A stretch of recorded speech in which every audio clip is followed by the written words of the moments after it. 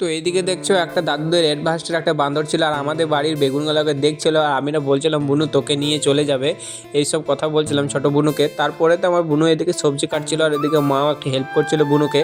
আর আজকে আমার মারা সবাই চলে যাবে একটা মন্দির পুজো করাতে, যেহেতু মামা গাড়ি কিনেছে, গাড়িটা পুজো হয়নি সেই জন্য।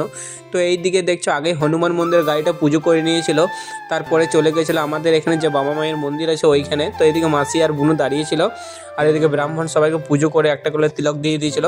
তারপরে আমার মা আর এইদিকে দেখছো আমার মেসো এসছে কালকে রাতে, ছোট মাসি আর মেসো। তো এরা সব রেডি হয়ে গেছে, তারপরে ওই মন্দির থেকে পুজো করে গাড়িটা চলে এসছে।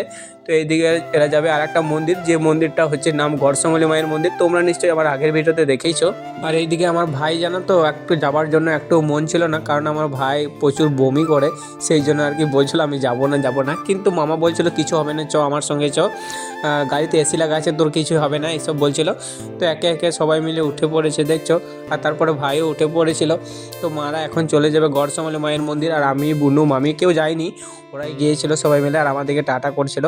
তারপরে তো এদিকে ভাই বলছিল মামা আমার ভয় লাগছে, যাই হোক।